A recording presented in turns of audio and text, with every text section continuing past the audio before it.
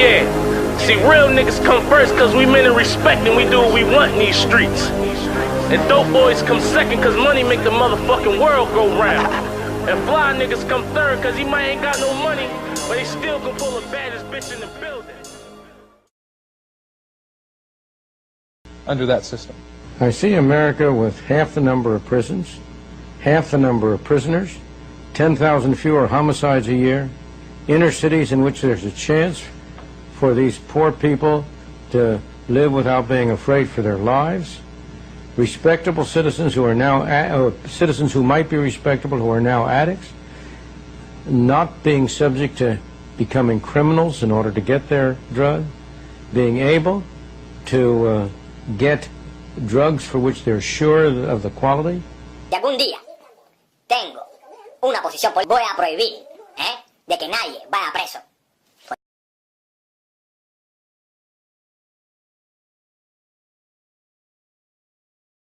Tener esto. Cuando hay traficantes de droga que están matando la mitad de la juventud, que yo los cogería a todos y los mataría sin sentimiento ninguno. Los picaba como se pica un cochino.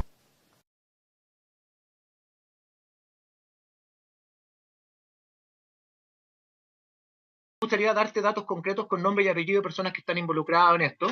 Esta investigación nace de la permanente vinculación de las Fuerzas Armadas chilenas y las policías con la Embajada norteamericana, que se remonta a la dictadura militar, en donde se realizaban operaciones de tráfico de drogas para financiar operaciones encubiertas. En democracia, solo en el último tiempo, han asesinado a personas para tapar estas vinculaciones. Uno es el joven soldado Fabián Vega, asesinado en junio del año 2005 al interior de su regimiento del ejército en Calama y llevado al parque en Loa para colgarlo. Ahí tú tienes una persona que fue asesinada por descubrir esto. El mismo año 2006, soldados norteamericanos de la Operación UNITAS con el encubrimiento de la Armada de Chile violaron a menores en Valparaíso y sirvieron de transporte de grandes cantidades de droga a Estados Unidos. Esto fue publicado por el medio El Mercurio Valparaíso en Chile. El año 2009, uno de ellos, el marín Lester Santiago Galvez, fue sorprendido con una menor en similares situaciones y dejado en libertad para volver a Estados Unidos. Respecto a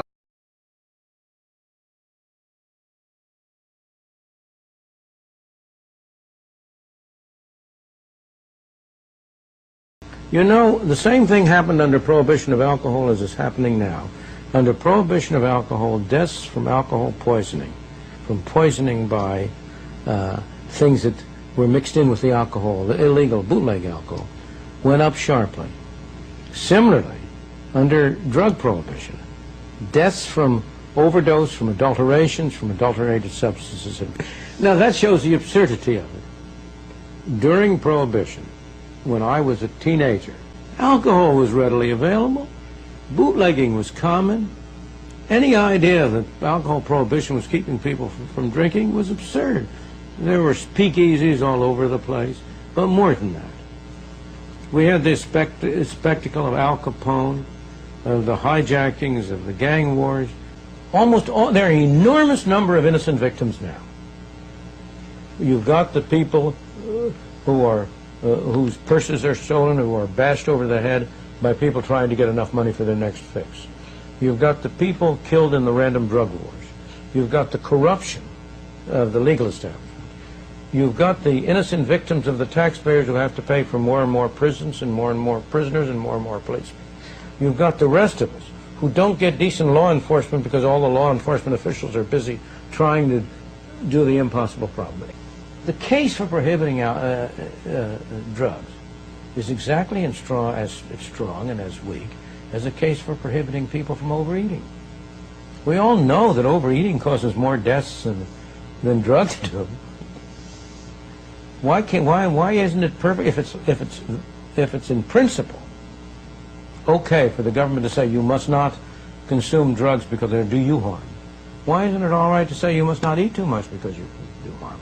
Why isn't it all right to say you must not try to go in for skydiving because you're likely to die? Why isn't it all right to say, oh, skiing, that's no good, that's a very dangerous sport, you'll hurt yourself? Where do you draw the line?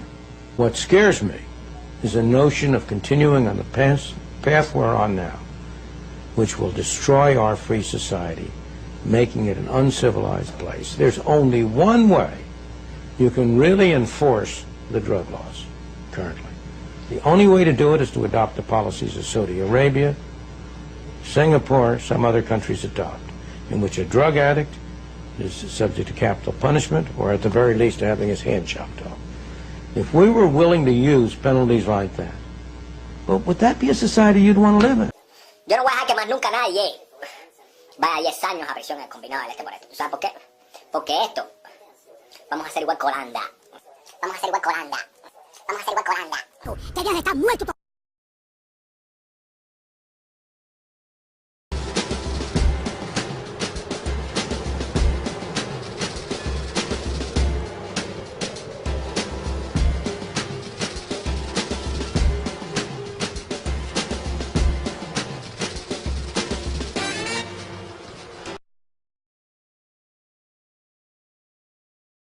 ¿Ok? Por tener esto. Por tener esto. Más nunca nadie va a ir preso en Cuba por tener esto. ¿Ok? Así que, si algún día se decide a creer en su hermano Emil de a pie, este va a ser el único que no te va a juzgar de nada. Voy a prohibir, de que nadie vaya preso por tener esto. De que nadie vaya preso por tener esto. De que nadie vaya preso por tener esto. Y los cobraría. You guys got a way to be coming soon as well.